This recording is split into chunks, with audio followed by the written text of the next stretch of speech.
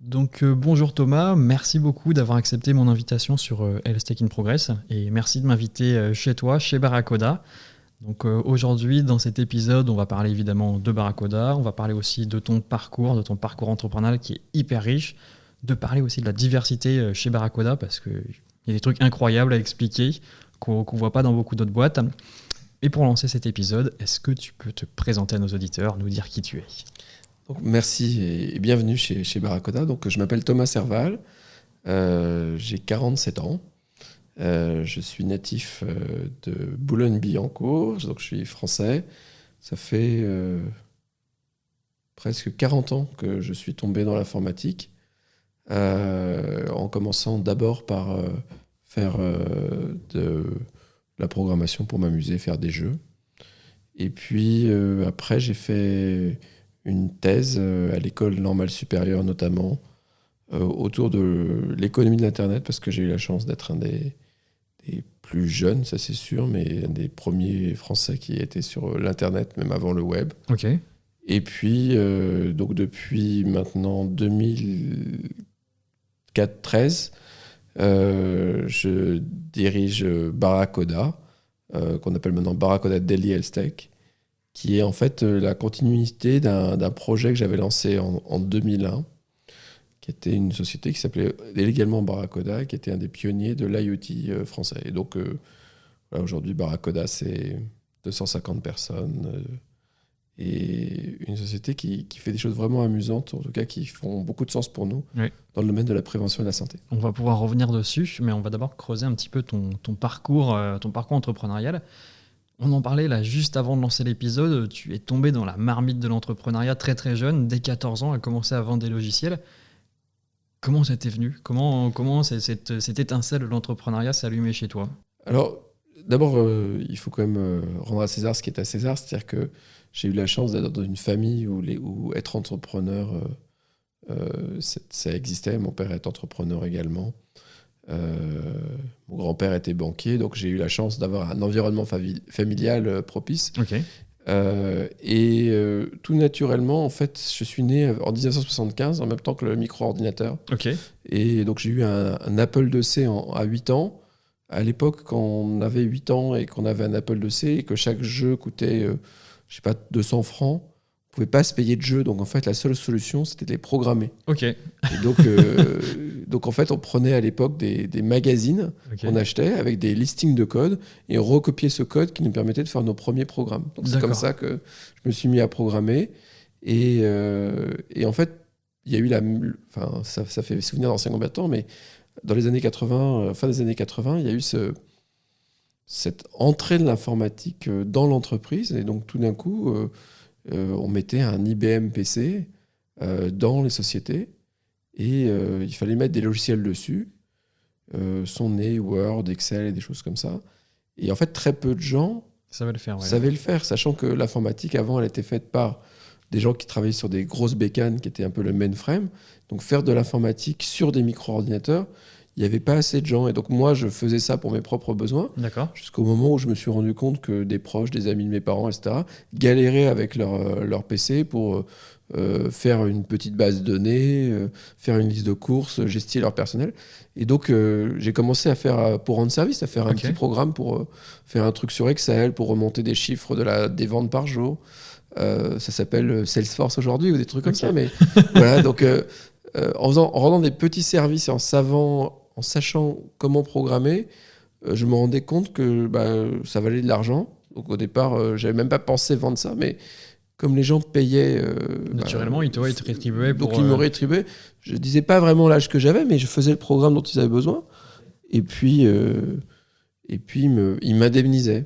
Et donc peu à peu, c'est devenu... je suis passé d'un hobby et une passion à quelque chose qui a été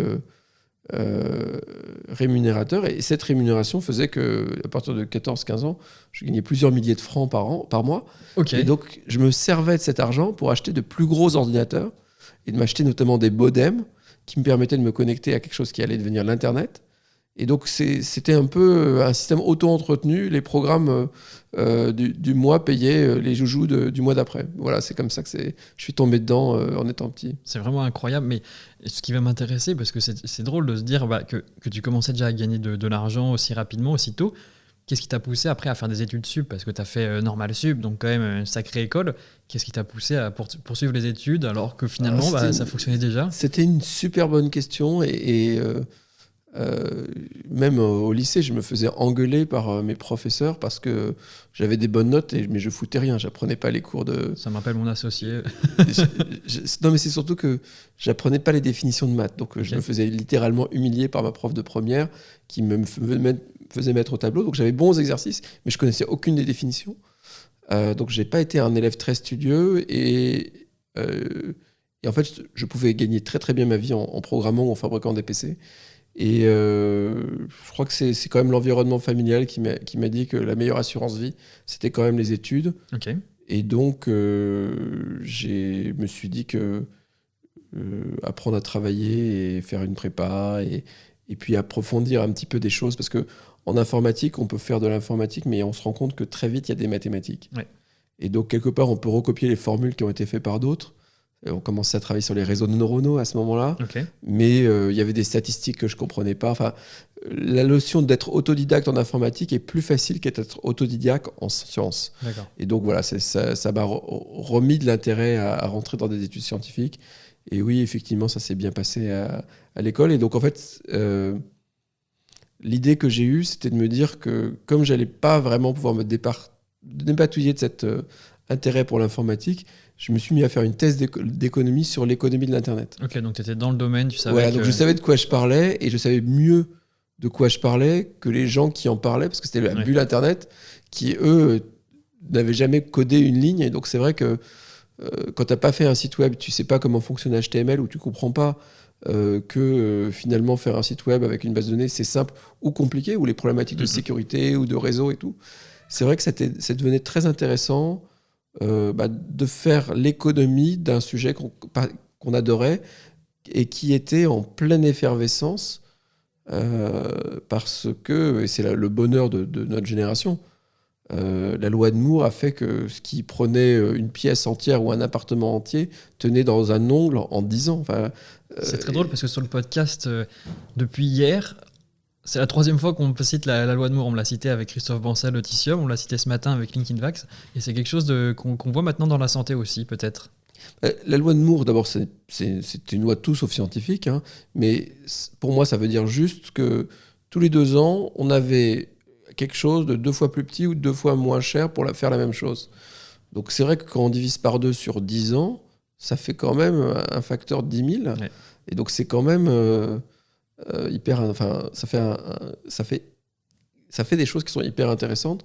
Et pour ma génération, ça permet quand même d'imaginer que on peut rêver des choses et 10 ans plus tard, elles arrivent. Et en fait, c'est un peu ça qui m'a amené à la tech, c'est que quasiment nos rêves les plus fous d'enfants ou d'adolescents devenaient quasiment possibles. On ne sait pas faire les sabres laser, mais le transcodeur, c'est devenu le téléphone portable. Enfin, Star Trek était live ça allait vite, plus tard, finalement. Ok. Exactement. Et quelle a été la principale conclusion de ta thèse sur l'économie d'Internet? Est-ce que tu as fait des conclusions peut-être prospectives sur ce qu'on vit aujourd'hui? Alors moi, j'ai travaillé sur plusieurs sujets, parce qu'en fait, une thèse d'économie, c'est une série d'articles. D'accord. Donc il faut se remettre dans le contexte. C'était en 2000, dans le contexte de la bulle. Et donc je me suis intéressé à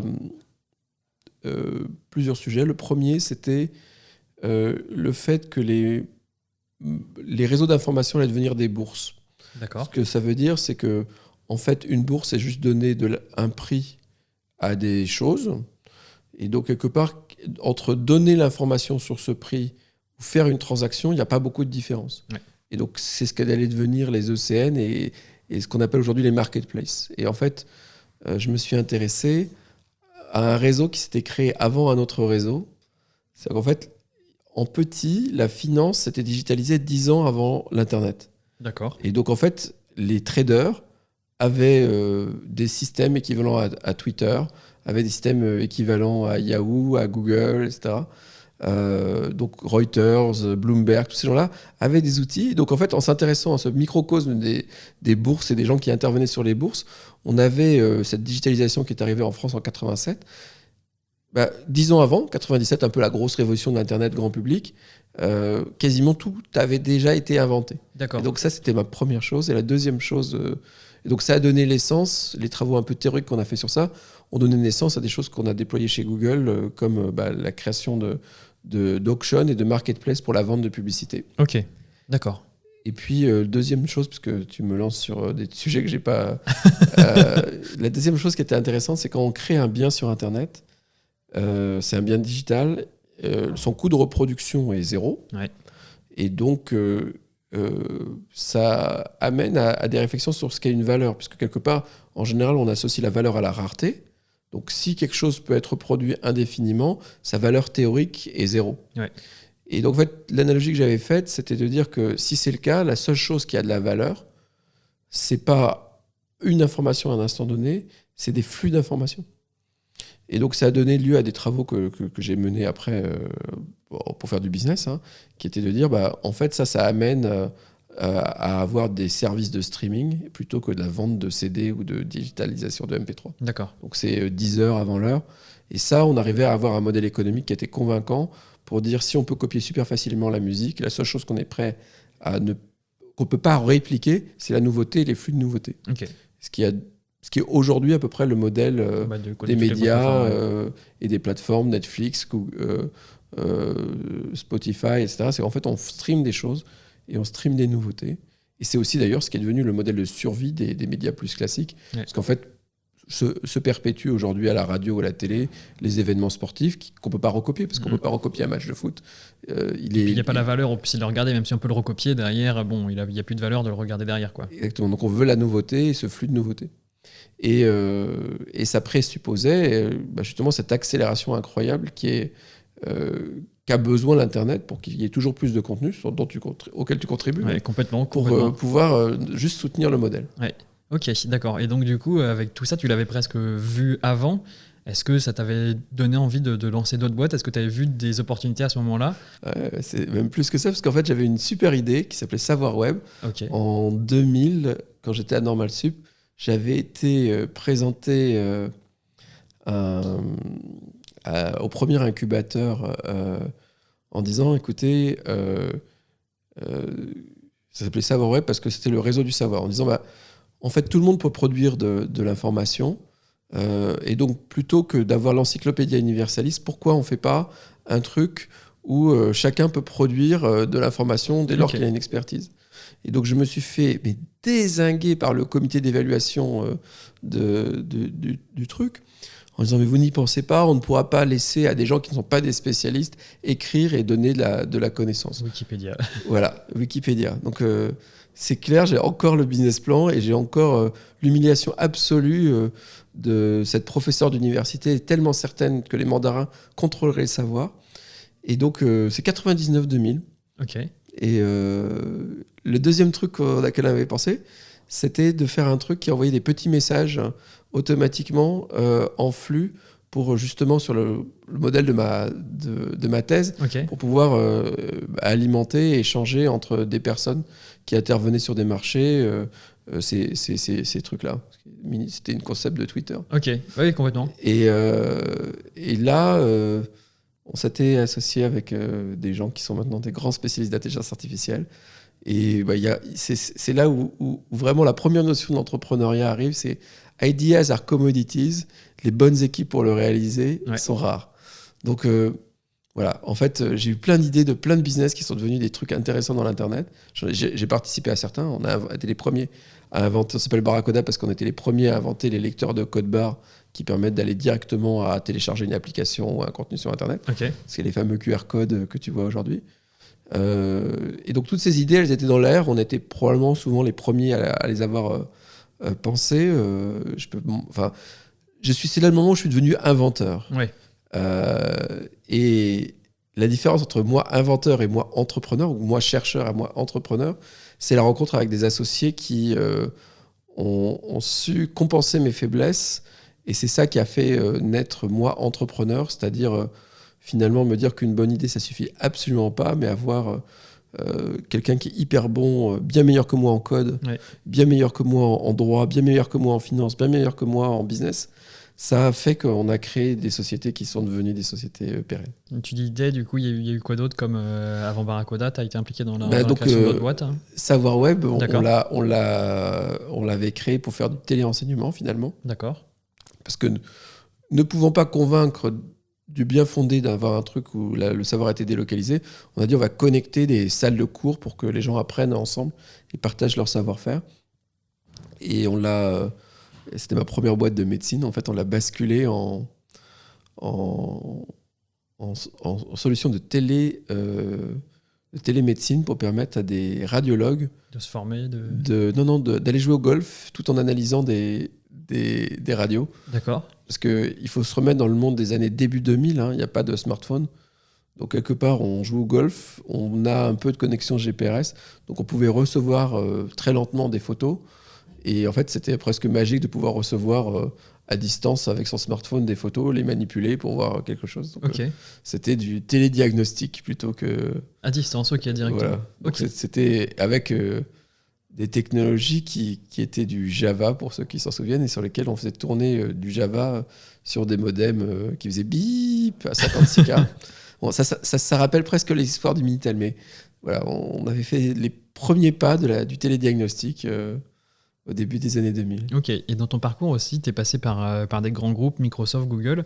Qu'est-ce que ça t'a apporté? Et c'est intervenu peut-être à quel moment dans le parcours pour avoir une chronologie dans ton parcours avant Barracoda peut-être? Alors, donc ça, c'est arrivé... donc on a créé Barracoda, qui était vraiment notre premier succès. Donc on est devenu... à quelle date 2001. Donc directement. 21 ans. Donc après 2-3 idées, tu as lancé Barracoda. Savoir Web d'abord, puis après Barracoda. Ok. Et Barracoda 2001. Et là, on le voit tout de suite quand ça marche. Ouais. C'est-à-dire qu'en un an, notre idée, c'était d'utiliser le Bluetooth, qui était une technologie émergente. À l'époque, ça s'appelait du M2M, du machine-to-machine, pour appliquer le Bluetooth à des technologies professionnelles. D'accord. Et la première application professionnelle, c'était de fabriquer un lecteur de code barre connecté à un smartphone, d'où Barracoda. Et là, on est devenus les leaders mondiaux en 2 ans, quoi. D'accord, ok, sur ça. C'était incroyable. Avec la bonne équipe, voilà, on a réussi à avoir un produit qui répondait à un besoin. Il y avait des smartphones, il y avait besoin de faire des applications professionnelles, il n'y avait pas de lecteur de code barre, les caméras des téléphones n'étaient pas capables de lire des codes barres, donc on avait fabriqué ces accessoires. Et donc, Barracoda s'est très vite développé. On a levé pas mal d'argent auprès des investisseurs. C'était un peu la bulle, deuxième formule. Ouais. Et puis, en 2008, on avait fait un peu le tour de la question. Okay. On était leader sur un petit marché. On faisait quelques millions d'euros de chiffre d'affaires sur un marché qui faisait 20 millions de taille. D'accord, okay, c'est un petit marché, ouais. Et donc ça, c'est le truc qu'on oublie quand on est entrepreneur. Les vieux vous le disent, mais les jeunes ne l'entendent pas. Donc c'est ma principale... c'est la taille du marché va déterminer la taille de ton entreprise. Ok. Après, tu peux avoir un gros marché, être nul et te planter. Mais si tu as un petit marché, même si tu es bon, au pire, tu ne seras pas plus gros que le marché que tu as créé, quoi. Ouais. Et donc, c'est très difficile. C'est frustrant de l'entendre quand on est primo-entrepreneur. Maintenant, j'ai bien compris. Du coup, parce qu'en fait, c'est le même effort, quelle que soit la taille du marché, d'être le meilleur dans ton marché. Et c'est vraiment une vraie leçon de vie. Et donc, en fait, quand on avait fait le tour de la question, on s'est mis à d'abord se dire qu'on allait faire des produits, des technologies grand public. Donc, on a inventé un produit qui s'appelait Live Radio, qui était le premier poste de radio Wi-Fi connecté à la Livebox. Et puis d'ailleurs, on a inventé une application mobile, qui était la première application mobile d'iOS la plus téléchargée de France. Fait 5 millions de téléchargements en un an. Ok, à l'époque, ok. Donc c'est Orange 2006, 2007, 2008. C'était quoi? C'est ça que tu as fait? Ouais. Ok. Et puis, moi, j'avais participé de plus en plus à des groupes d'entrepreneurs parce que une des choses quand tu es entrepreneur, c'est que tu es assez seul. Tu es assez seul avec tes problèmes. Et il y avait quelque chose qui s'appelle le Comité Richelieu, qui était l'association des PME de haute technologie. Et j'ai beaucoup apprécié les échanges avec mes pairs, qui avaient chacun leur techno, qui étaient persuadés d'avoir la meilleure boîte du monde, qui ne comprenaient pas pourquoi, d'ailleurs, on leur achetait pas leur techno alors que c'était vraiment les meilleurs. ou qui étaient dégoûtés de la vie, qu'on leur avait pris leur truc et que des grands groupes français les avaient pas payés, etc. Okay. Voilà. Donc plein ça me faisait vraiment beaucoup de bien. Donc j'étais un des patrons de cette chose-là. On a fait beaucoup de choses à caractère politique même, parce que j'ai participé à la création de l'ISF-PME, du CIR, Ok. juste avant les pigeons, en fait, tous ces mouvements-là. Et donc je m'apprêtais à aller give back en tant que normalien. J'étais encore au moins attaché au service public. Et en fait, je faisais le lien entre mes amis qui étaient allés dans la haute fonction publique et les entrepreneurs, parce qu'il faut se remettre dans le contexte. Être entrepreneur qui est devenu hyper cool. C'est vrai qu'à l'époque, c'était complètement différent, quoi. Voilà, à l'époque, il y avait un jeune inspecteur des finances qui s'appelait Emmanuel Macron qui m'a dit c'est hyper intéressant, ce truc de start-up. C'est vrai ? Ouais. Ok.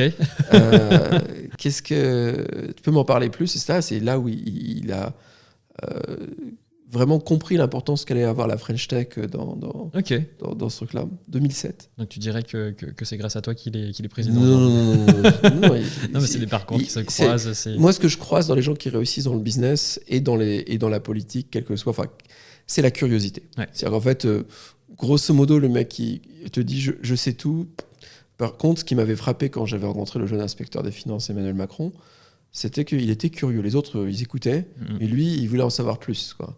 Et moi, je vois les meilleurs entrepreneurs, c'est ceux qui sont toujours curieux de tout. J'essaie de garder cette curiosité, même si... C'est dur, hein. C'est un effort. C'est un état d'esprit. Parce que quand on est petit, c'est quelque chose qu'on perd quand on est petit. On est tout de suite curieux, on va voir, on touche, on goûte, etc. Mais on perd ce côté enfant, ce côté curieux, quoi. C'est dur de le garder sur le long terme. Et puis pour aller même dans la partie plutôt business, c'est surtout le pourquoi. C'est-à-dire que...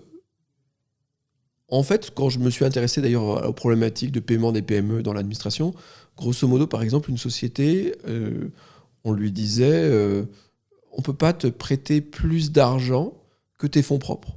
Ok. Pourquoi ? Mais ça fait aucun sens. C'est-à-dire quelque part, vous avez 5 personnes qui sont les meilleurs architectes de logiciels, qui travaillaient par exemple chez TI ou chez ST Microélectronique, qui savent faire des puces du semi-conducteur. Faire une puce, ça coûte 15 millions d'euros. C'est drôle que tu parles de semi-conducteur. J'étais ce matin avec André Jacques, fondateur de Soitec. D'accord.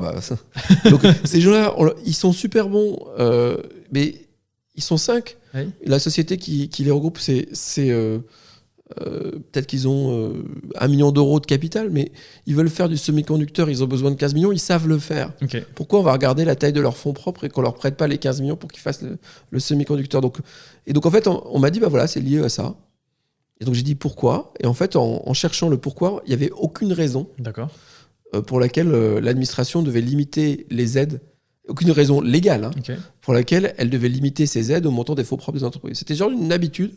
Et en fait, le pourquoi du pourquoi, c'était que on voulait s'assurer que la société arrive à bonne fin, donc arrive à la fin de son projet. Mais voilà, c'était un peu aberrant. Et c'est un truc qu'on a toujours aujourd'hui comme problème. Donc en fait, la notion de pourquoi et cette curiosité, elle est restée là. Donc j'ai pas répondu à ta question sur comment j'étais arrivé chez Microsoft. Donc je m'étais dit, en fait, je pourrais peut-être servir le plus grand nombre. Donc quand on s'est mis à vendre Barracoda à Xiring, qui allait devenir un Ingenico, donc aujourd'hui, c'est ces terminaux de paiement que tu as dans les pharmacies ou les terminaux de paiement où il y a du Bluetooth. Okay. Et donc je me suis dit, qu'est-ce que je fais ? Et je me suis dit, le mieux, ça serait de give back.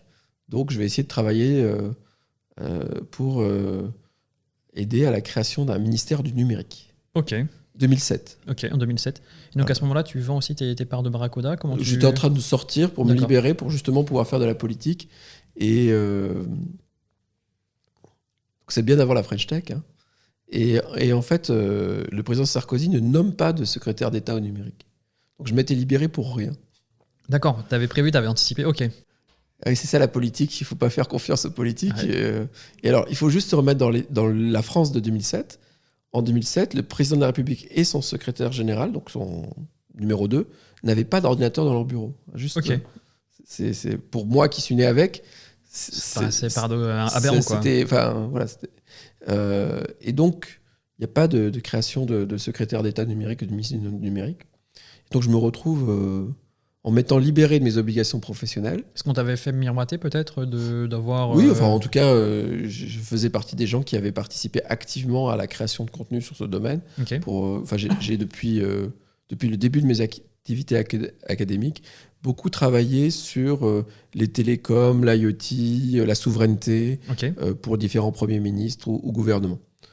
Jamais en mode service public, c'est-à-dire je ne suis payé pour rien, mais je sais de quoi je parle, donc si je peux aider...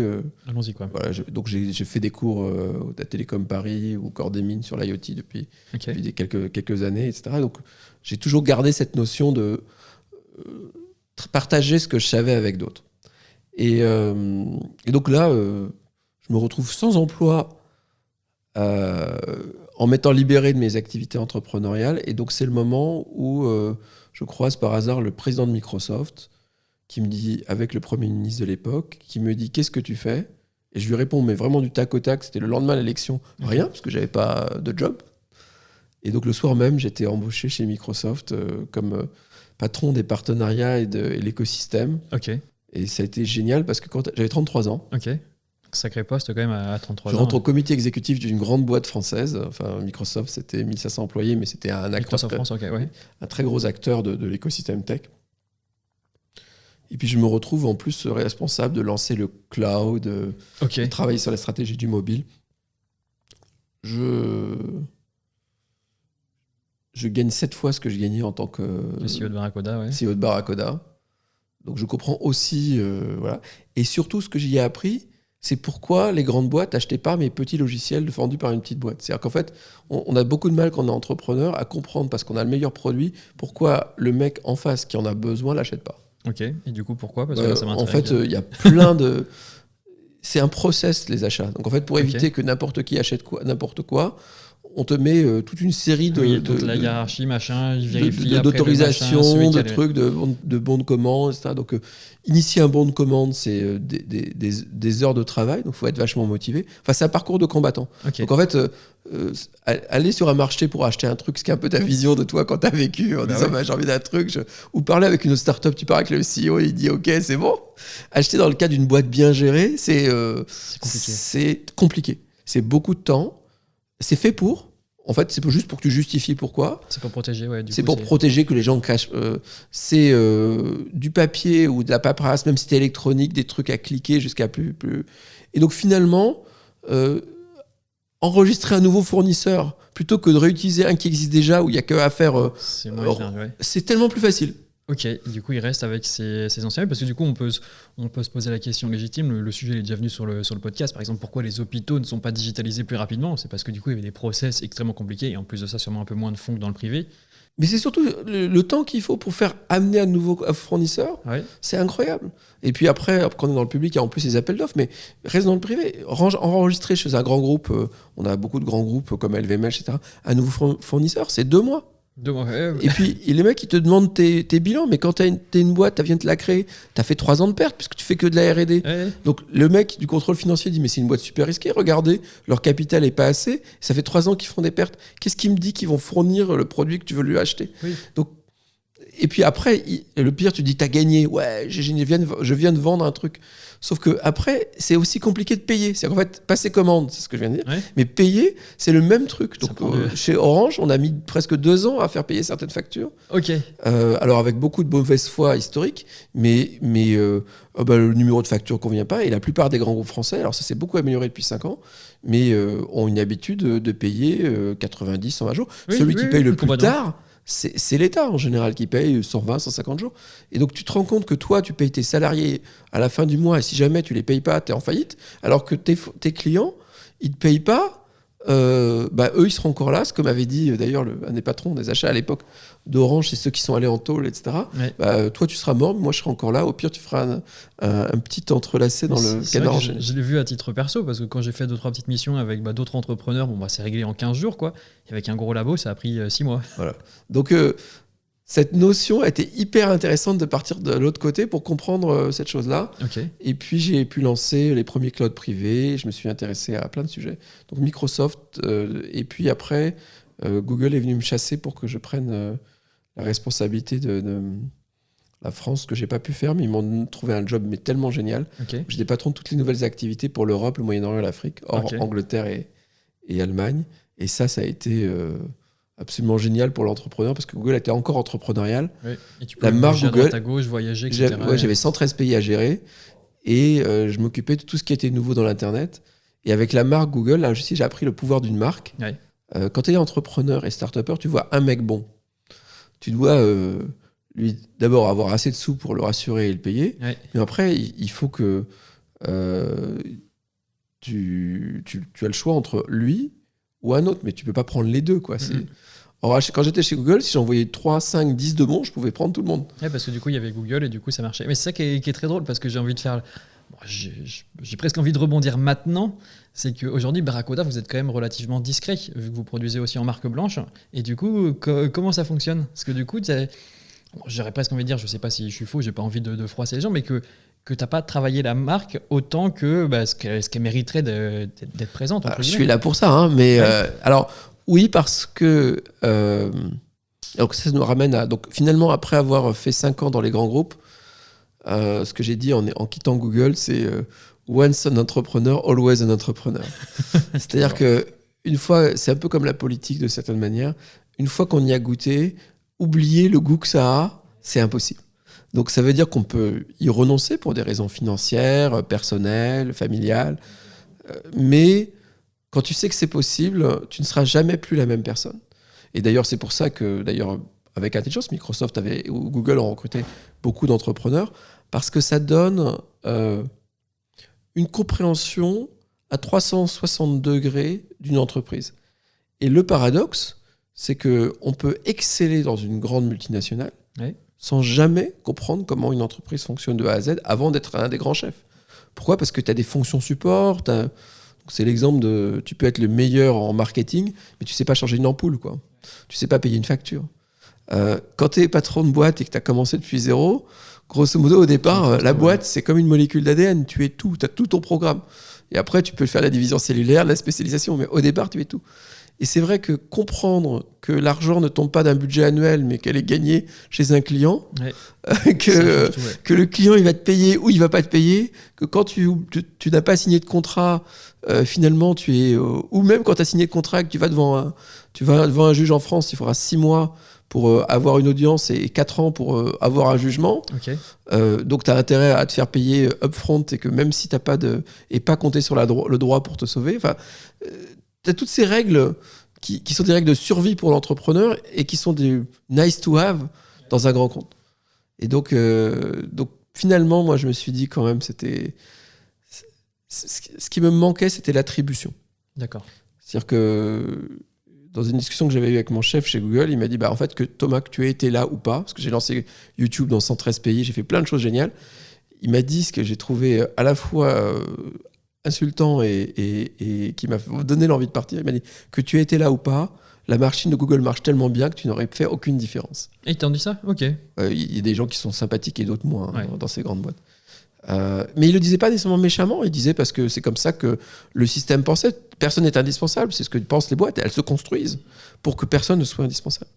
Et en fait, moi, en tant qu'entrepreneur, penser que je n'avais pas fait de différence ou que mes enfants ne pouvaient pas savoir que c'était... Parce que quand quelque chose est bien fait chez Google, c'est Google qui l'a fait. Oui, c'est Google. Tant, ouais. On sait pas que... Et donc, c'est la force de la marque. Et donc, quelque part, me dire que si j'étais là ou pas, ça allait faire une différence. En fait, ça, c'est devenu presque insupportable pour moi de me dire, voilà, je vois que l'IoT est en train de redémarrer. Je suis devenu passionné par la santé pour plein de raisons familiales, personnelles et tout. Il y a un tel gap entre... je peux apporter beaucoup de valeur avec ce que je sais faire, avec 2 compétences historiques. L'IoT, donc les objets connectés, et l'intelligence artificielle, qui sont ma formation et donc, ta passion, ouais. Et ma passion. Donc je me dis, mais je peux changer le monde. J'ai pensé, et je pense que j'ai contribué à le faire un peu chez Google, mais j'avais pas l'attribution. Okay. Et donc je me suis dit, maintenant il faut le faire pour moi. Ou le refaire pour moi. Et donc ça, d'une manière assez amusante, j'ai quitté Google avec l'inspiration de faire un peu comme Google X. Okay. C'est-à-dire son laboratoire faire des innovations de rupture qui touchent des milliards de personnes. Et avec le même modèle que Google X, c'est-à-dire que Google X invente des technologies, fait le buzz, le market, et après fait des accords de licence avec des gens qui ont la capacité de le mettre sur le marché. D'accord, ok. Donc c'est exactement ce que l'on a voulu faire. Au départ, je voulais le faire à l'intérieur de Google. John Henke, qui est le mec qui avait fait, qui était à peu près à la même époque que moi, qui avait fait Pokémon Go, Ok. m'a donné un bon conseil. Il m'a dit, si tu fais quelque chose de bien, Fais-le chez toi, quoi. fais-le chez toi, parce que si c'est bien chez Google, c'est quelqu'un de Google, un de tes boss, qui va en prendre Mais claim ça, to fame. c'est vrai que c'est fou ça, parce que tu as raison, en y réfléchissant, quand tu prends les GAFAM, Google, c'est vraiment la marque Google. Même moi, on est incapable des fois de dire qui est à la tête de Google. Alors que quand tu prends Facebook, tu sais que c'est Zuckerberg, tu prends Amazon, tu sais que c'est Bezos, tu prends Microsoft, tu sais que c'est... j'ai perdu son nom. Ah oui, c'est le deuxième. Alors oui, non, en fait... J'ai l'impression que la marque elle est plus forte chez Google que dans d'autres énormes boîtes qu'ils ont justement, comme tu dis, ils ont...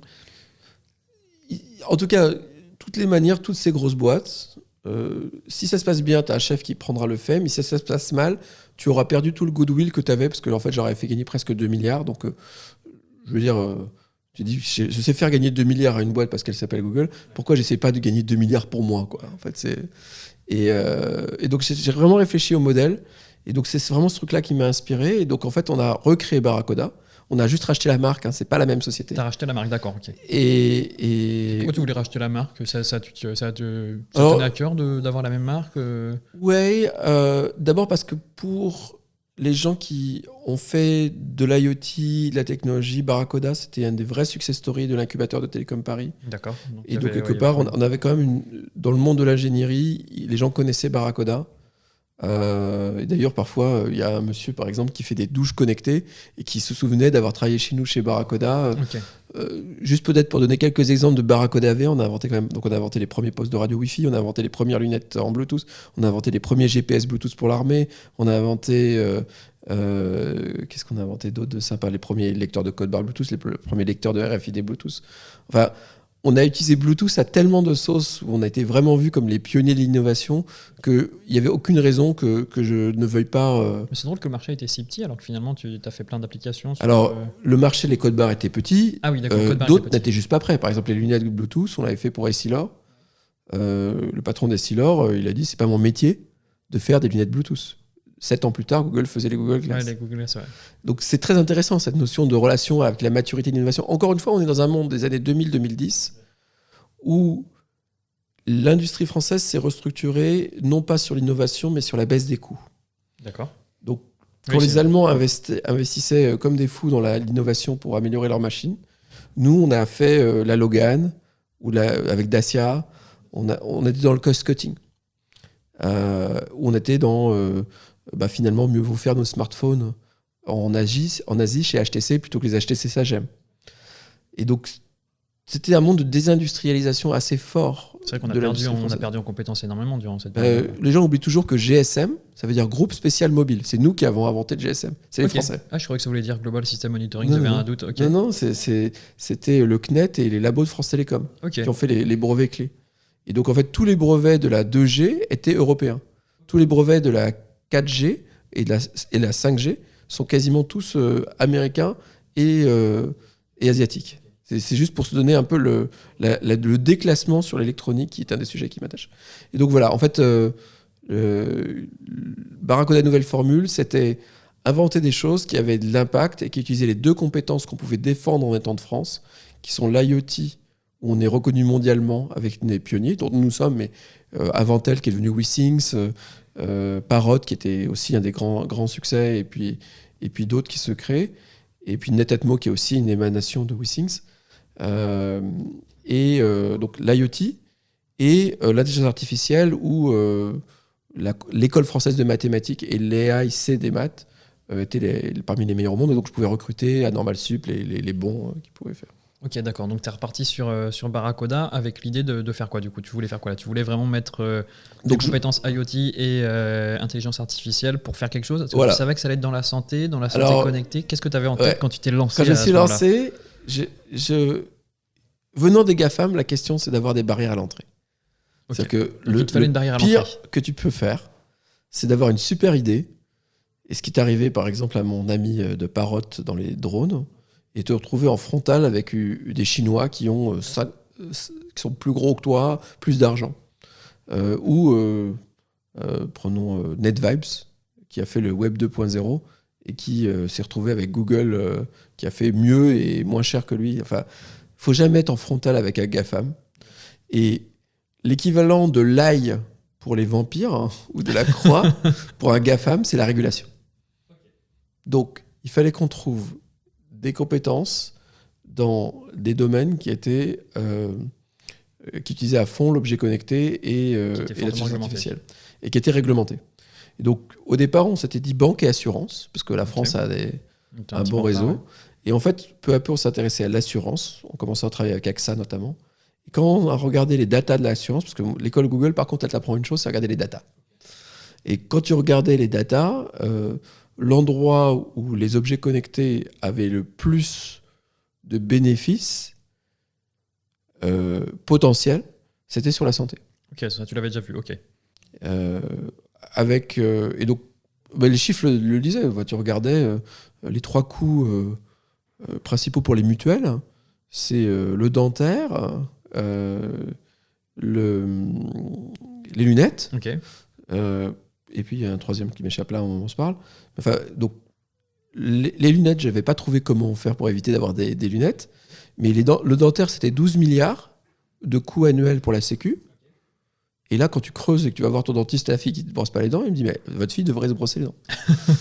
Et donc, trouver comment on peut avoir de l'impact dans un marché régulé, de l'assurance santé, on est passé à la santé. Okay. Et c'est là que les premiers projets qui ont bien marché. Qu'est-ce que tu as commencé à vendre quand tu dis que tu travaillais avec AXA? Qu'est-ce que tu as commencé à vendre? Au départ, c'était analyser leurs données, voir quelles étaient les opportunités basées sur purement l'analyse de leurs données. Ok, très clair. Et puis, donc c'est vraiment venu de la data. Et puis donc on a lancé plein de projets d'objets connectés, donc exactement avec la même technique que Google X, on lance des pattes au mur, on voit ce qui colle. Ok. Donc on s'est essayé pour aider les gens à arrêter le tabac, avec un truc qui s'appelait Smoke Watchers, ça n'a pas trop bien marché. On s'est essayé sur le sommeil, ça n'a pas trop bien marché. On s'est essayé sur les dents, ça a super bien marché. Ok, donc c'était le premier produit Barracuda. Qu'est-ce que vous avez fait du coup sur les dents? C'était pas le premier, mais c'est le premier qui a marché. Qui a marché, oui. Et en fait, dans notre modèle chez Barracuda, l'échec fait partie. Enfin, c'est vraiment l'école. Il faut qu'on rate pour qu'on réussisse. Mais quand tu dis rater, ça va intéresser beaucoup les auditeurs. C'est que, est-ce que voilà, tu lances juste la patte au mur et t'attends de voir si ça accroche, ou est-ce que tu pousses un petit peu, tu mets un effort marketing, un effort R&D dessus? On a une secret sauce chez nous. Voilà, comment tu juges en fait? À quel moment tu te dis, ok, bon, là j'abandonne, c'est bon, j'ai fait ce qu'il fallait faire. D'accord. Ça marche pas. Alors, il faut voir que quand Google X s'est lancé, Astro, qui s'occupait de ça, a dit it's a running experiment. C'est une expérimentation.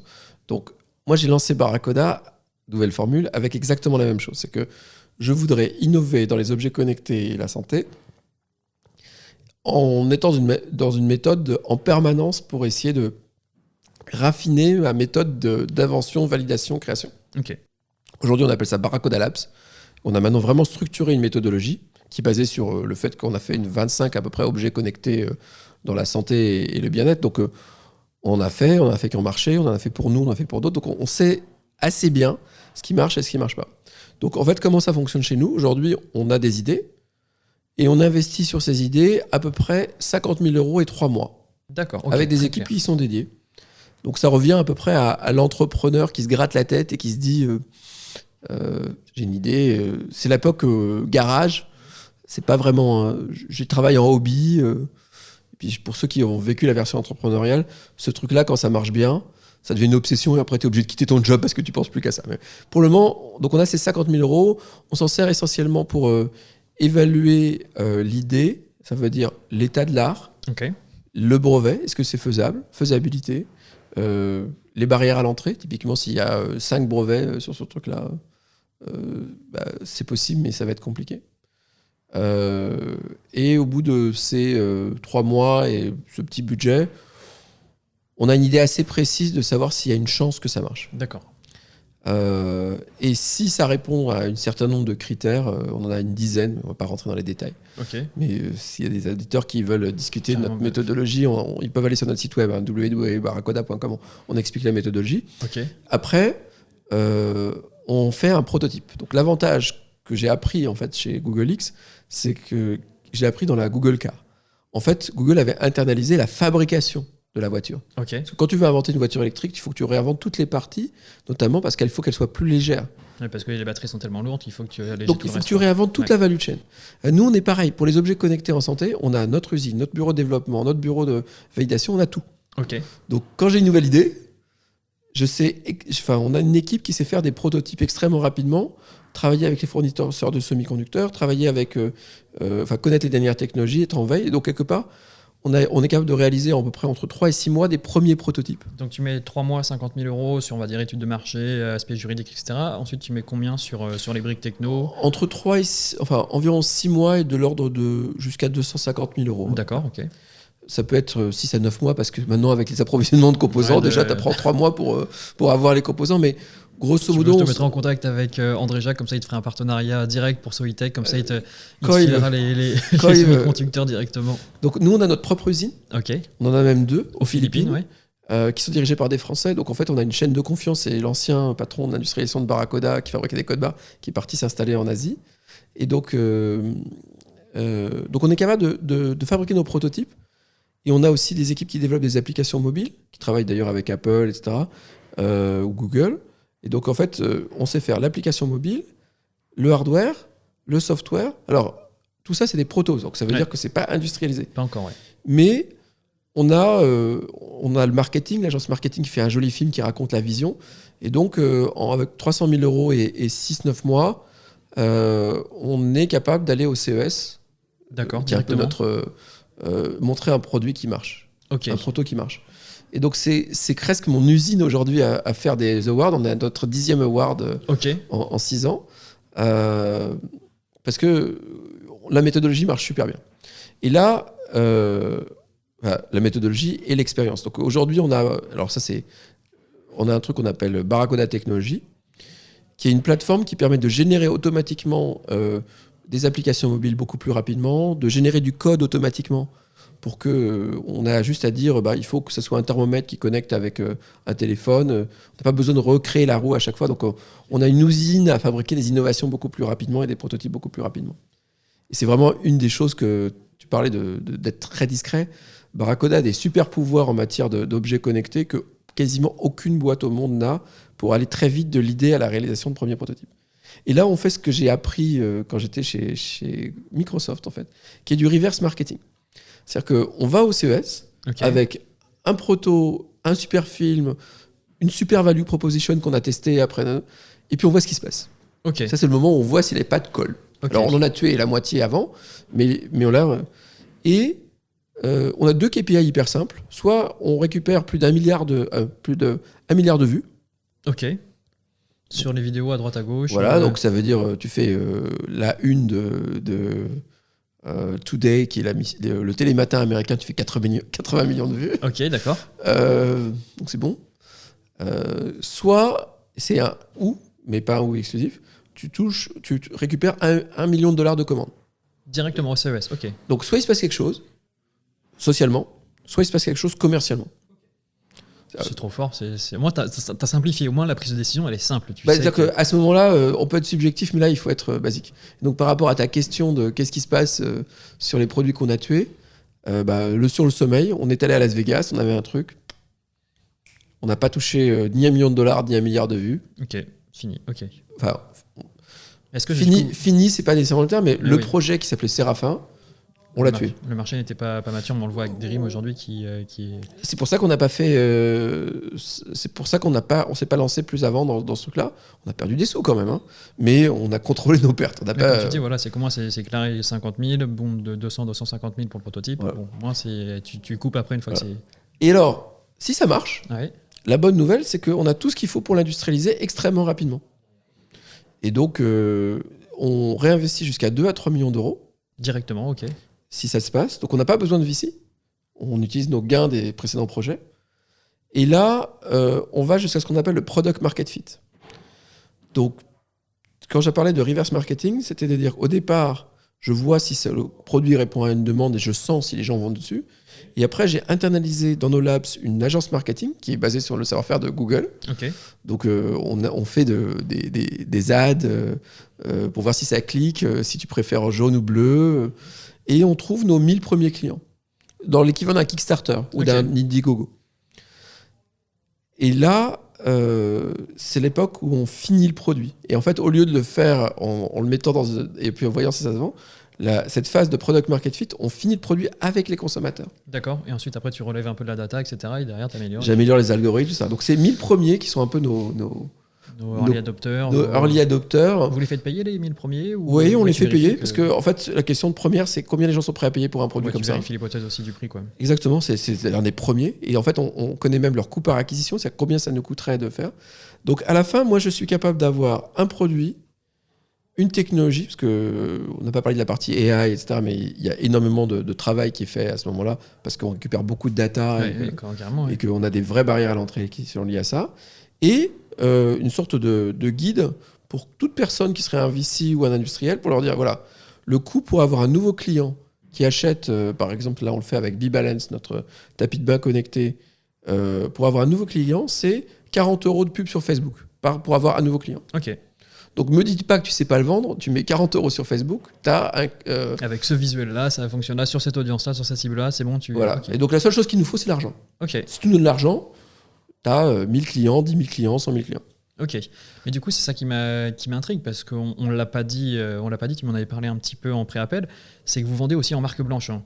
Alors, et du coup, pourquoi ? Sachant que du coup, tu fais le test, tu sais que ça peut fonctionner, tu sais que tu connais tes coûts d'acquisition, etc. Tu es prêt à aller chercher des VC pour financer tel ou tel projet.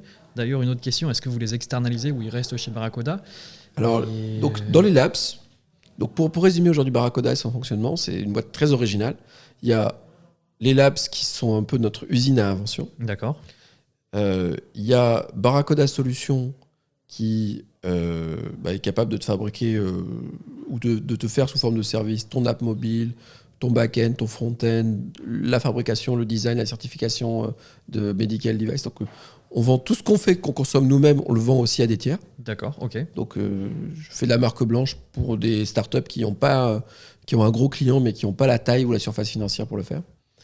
Et puis, on a Barracuda Technologies, qui est cette fameuse plateforme AI IoT qui permet de déployer, de gérer des objets connectés et qu'on appelle créer des bonnes habitudes sur 180 pays et de gérer toutes les problématiques compliquées qui sont un investissement de plus de 60 millions de dollars sur 10 ans, qui est le cœur de tout ce qu'on vient de raconter. Mais donc, j'ai pas répondu à ta question, en fait, sur la marque blanche. Donc, une fois qu'on a obtenu ce product market fit, initialement, avec Colibri, qui était notre premier projet de brosse à dents, on a essayé d'aller se lancer comme vendeur de brosse à dents contre Oral-B, contre Colgate, etc. Ouais.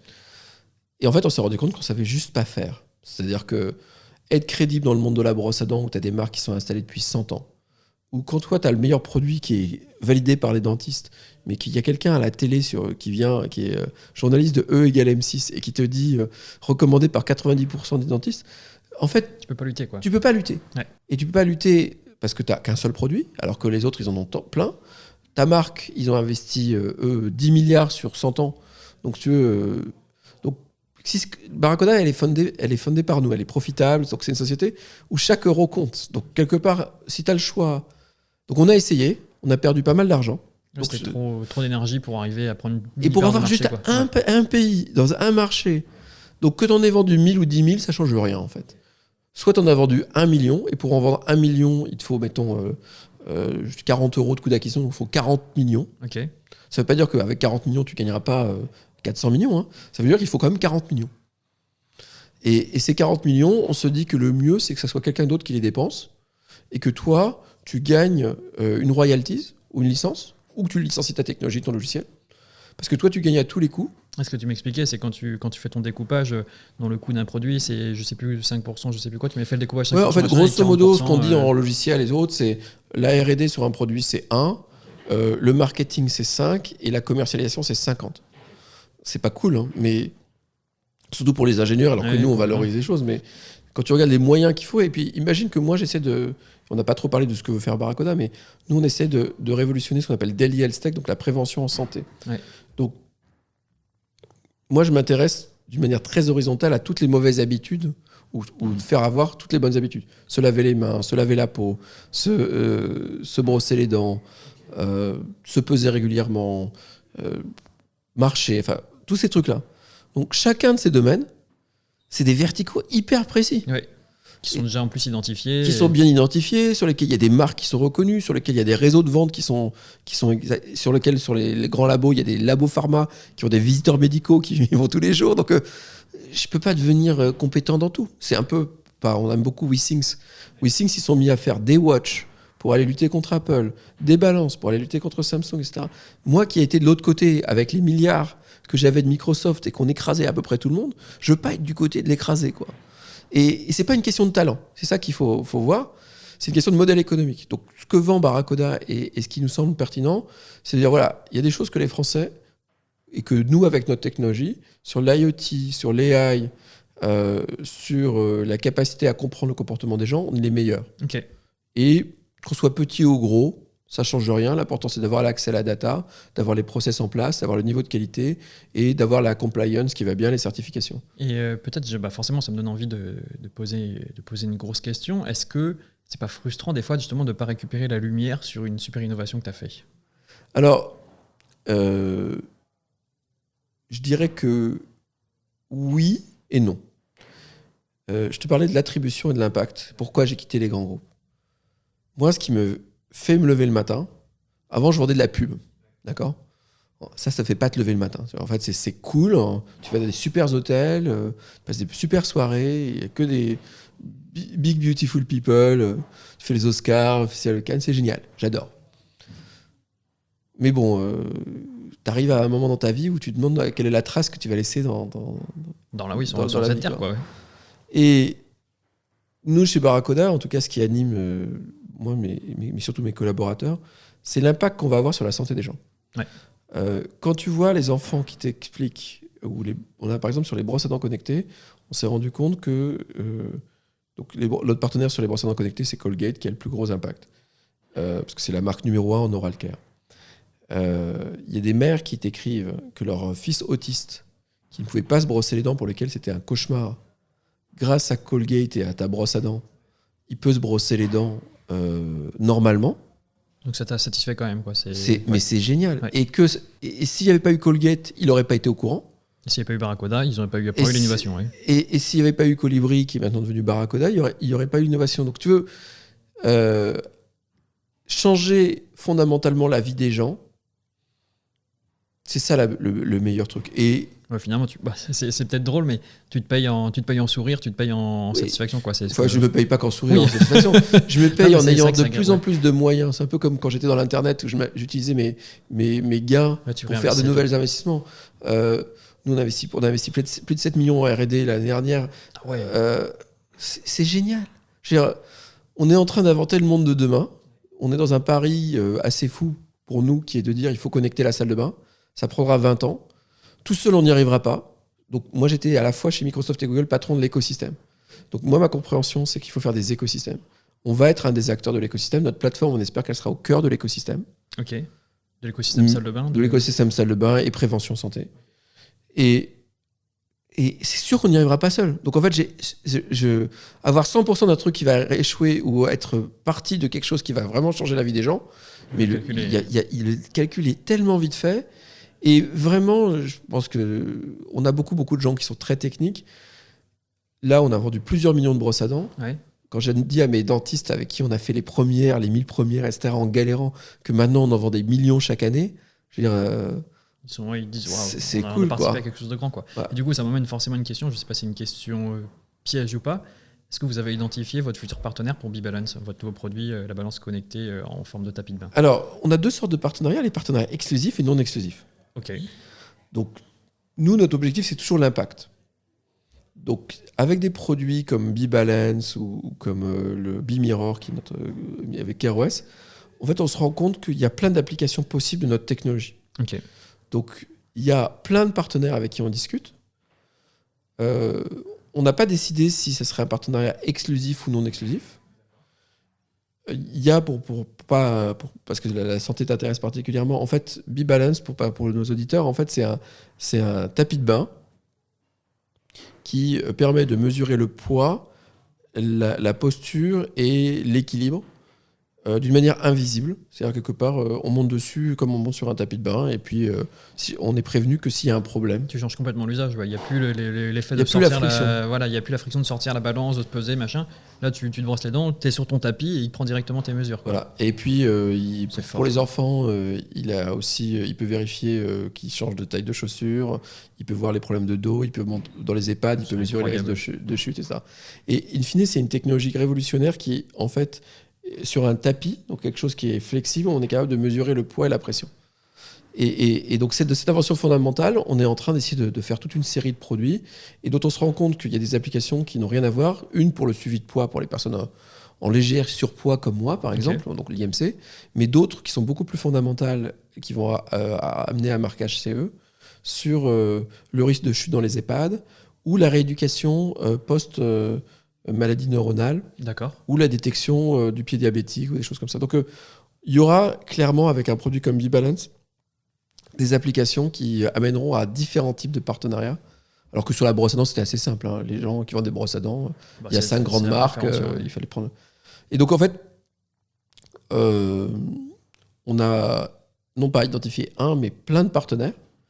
Est-ce qu'il y en a un qui sera particulièrement motivé pour investir les centaines de millions de dollars qu'il faut pour en faire un succès mondial, ou on en prendra 5 qui, sur chacun des verticales. Parce que du coup, comment tu ferais si tu en avais plusieurs? C'est parce que finalement, la base de la base, ça serait quand même le tapis. Donc chacun développerait son application sur ton tapis, chacun y aurait son interface. Quoi. Non. En fait, donc, nous, on est une société qui invente des technologies qui vendent de la propriété intellectuelle et industrielle. Okay. Donc en fait, on saura fabriquer des tapis de différentes formes. D'accord. Pour différents usages. Ok, très clair. Parce qu'ils n'ont pas nécessairement le même prix ou le même poids. Parce que c'est largement proportionnel à la surface. Il y a des gens qui ont besoin de grands tapis. Ouais. Tu vois, tu pourrais faire des tapis de yoga. Et donc, c'est plutôt Lululemon. Ou des gens qui vont être dans les EHPAD sur lesquels ils voudront des trucs qui soient complètement insérés. Donc, on s'attache, même si on fait du hardware chez Barracuda, on s'attache relativement peu au hardware. Le hardware, c'est presque un packaging pour nous. Okay. Mais plutôt vraiment à l'usage, à la technologie, au bénéfice. Et une fois qu'on a bien trouvé le bénéfice, on travaille en général avec notre partenaire pour l'amener vers le consommateur au bon prix. C'est-à-dire qu'au départ, nos brosses à dents coûtaient $200.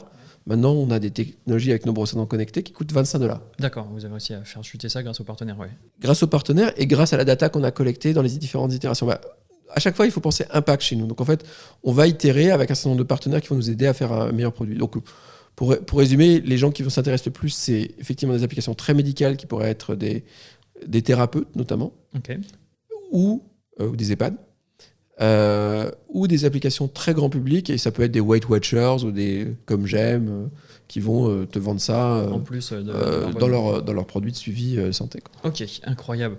Tu ouvres tellement de boucles que le temps il passe vite. Là, il est déjà 15h54, je crois qu'on a que 5 minutes. Mais j'ai envie de te poser 1000 questions, donc il faudra absolument faire un épisode 2, un épisode 3 peut-être. Nous, on est insatiable sur les trucs. Hein. C'est un continent ce qu'on est en train de permettre de découvrir. C'est vraiment ce qu'on appelle la médecine longitudinale. Ouais. C'est-à-dire, on va se mettre dans les objets du quotidien, utiliser l'IoT pour remonter de la data, utiliser l'AI pour filtrer cette data, comprendre les comportements et voir si on peut avoir de l'impact sur les gens. Une fois qu'on a dit ça, on se rend compte que tout le monde de l'hygiène ou de la compliance des malades s'ouvre par les outils qu'on est en train de créer. Complètement. Du coup, j'hésite même à conclure cet épisode pour savoir si je laisse une porte ouverte sur un épisode futur, parce que j'ai tout un épisode, j'ai toute une partie sur l'écosystème à te poser, j'ai une partie conclusive. On peut faire un épisode 2 si les gens sont... Moi, j'ai pas de problème, pas nécessairement là, merci d'être venu, mais avec plaisir. En tout cas, on est passionné par ce qu'on fait. Donc, ça se voit. Et puis en plus de ça, tu as un sacré parcours, tu as un sacré recul. Elle est peut-être la dernière question, comme ça me permet de conclure sur ce mini-épisode-là. Et puis on pourra en refaire un autre. Est-ce que tu as un conseil pour les entrepreneurs qui nous écoutent, qui veulent se lancer?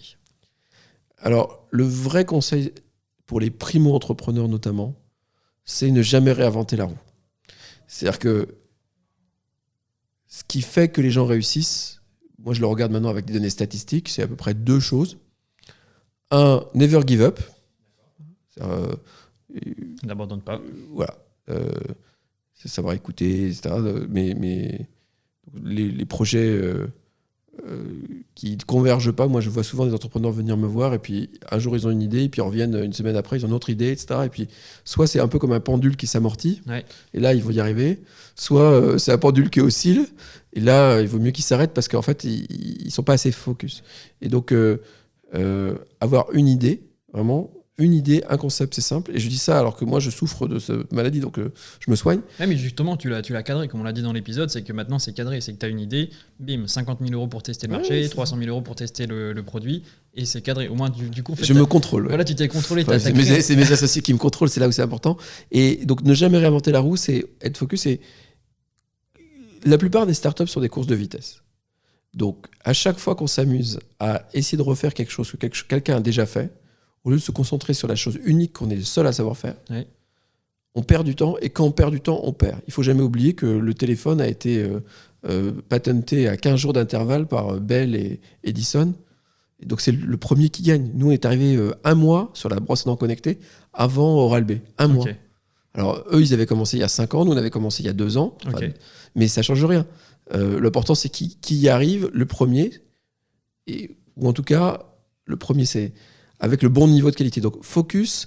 Et à chaque fois que c'est possible, pour des gens qui voudraient, par exemple, réutiliser notre plateforme plutôt qu'en créer une autre, à chaque fois, c'est très difficile pour des gens super talentueux qui peuvent tout faire, de ne pas tout faire. Et c'est le plus gros piège pour le primo-entrepreneur. Ok, ben on va retenir ce conseil-là. Promis pour les auditeurs, il y aura un épisode 2. Merci beaucoup Thomas pour cet épisode incroyable. Franchement, il faut le dire, c'était vraiment incroyable. Et puis au plaisir de pouvoir rééchanger avec toi très très vite. Avec grand plaisir. À bientôt. Merci.